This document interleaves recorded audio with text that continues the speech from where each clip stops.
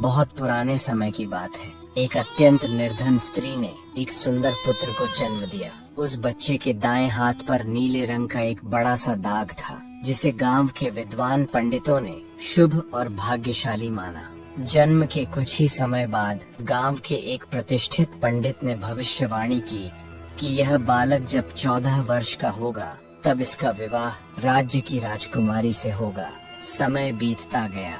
एक दिन उस राज्य का राजा शिकार खेलने निकला और रास्ता भटक कर उसी गांव में पहुंच गया जहां वह बालक जन्मा था।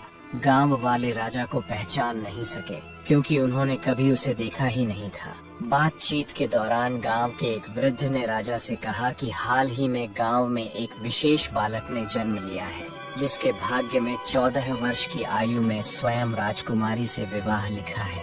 यह सुनकर राजा अत्यंत क्रोधित हो उठा।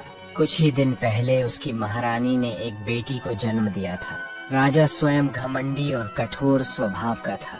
राजा ने सोचा कि क्यों न मैं उस गरीब औरत को कुछ धन देकर उसका बच्चा उससे ले लूं और बच्चे का काम तमाम कर दूं, तो न ही वह भाग्यवान बच्चा रहेगा और न ही मेरी राजकुमारी से विवाह कर पाएगा। वह गांव के उस बूढ़े से बोला, बाबा तुम मुझे उस औरत के पास ले चलो। बूढ़ा व्यक्ति उस राजा को उस भाग्यशाली बच्चे की माँ के पास ले गया।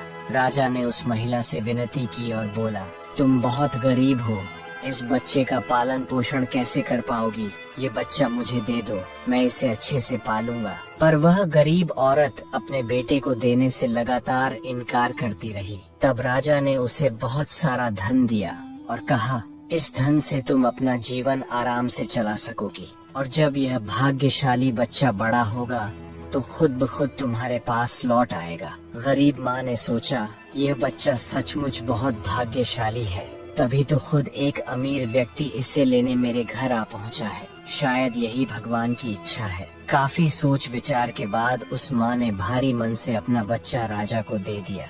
राजा जब थोड़ी दूर पहुँचा तो उसने बच्चे को एक लकड़ी के संदूक में डालकर नदी में बहा दिया। उसके मन में यह विचार था कि दम घुटने से वह बच्चा संदूक के भीतर ही मर जाएगा। राजा यह सोचकर मन ही मन बहुत प्रसन्न हुआ कि उसने अपनी प्यारी बेटी को उस भविष्यवाणी से बचा लिया। लेकिन जैसा कि आप जानते हैं, मारने वाले से बड़ा बचाने वाला होता है। वही इस बालक के साथ भी हुआ।